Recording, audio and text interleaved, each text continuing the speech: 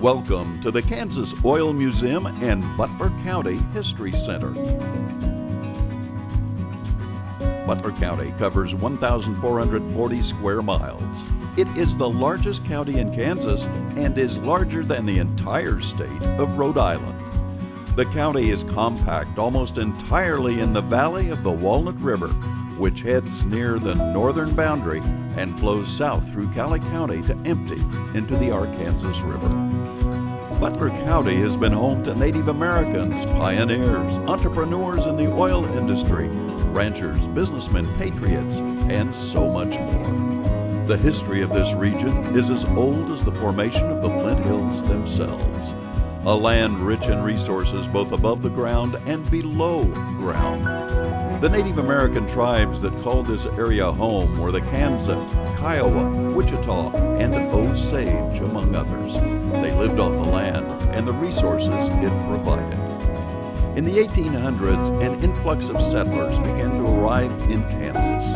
Many of these settlers lived in dugouts, which were makeshift homes, protecting them from the elements.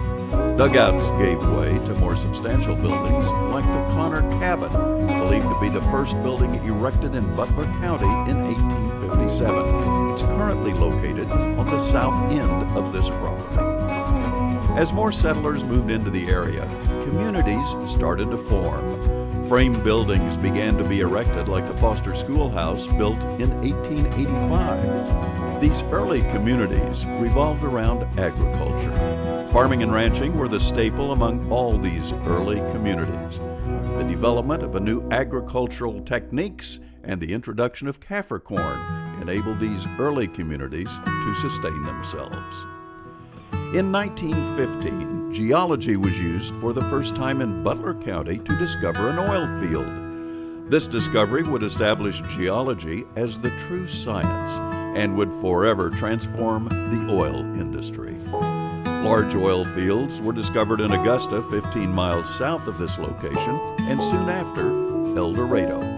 The most notable discovery occurred at Stapleton No. 1 near the future town site of Oil Hill in 1915.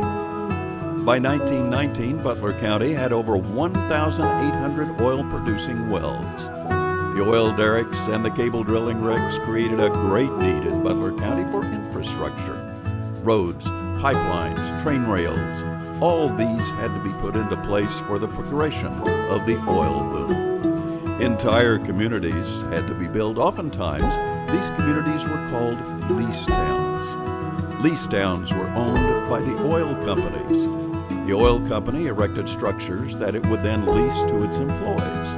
These lease towns included everything from the homes themselves to grocery stores, schools, doctors' offices, print shops, and all the amenities. Some even had swimming pools, gymnasiums, and golf courses. These lease towns enabled workers to stay right there on the job location. You'll have an opportunity to tour a recreated lease town on the grounds of the museum, faithfully reconstructed from photographs and interviews with those who experienced this unique period. Transportation of oil was key to development of the industry. As railway and trucking systems and pipelines were developed to get the oil from the field to the marketplace, this process led to the development of numerous companies that were involved in the oil and gas industry here in Kansas. You'll have the opportunity to see several oil-related items in the museum and on our grounds, in addition to so much more about the history of Butler County and our citizens. Enjoy your visit as you take some time to return to the rich history of the Kingdom of Butler. And thank you for visiting the Kansas Oil Museum. We hope you have a wonderful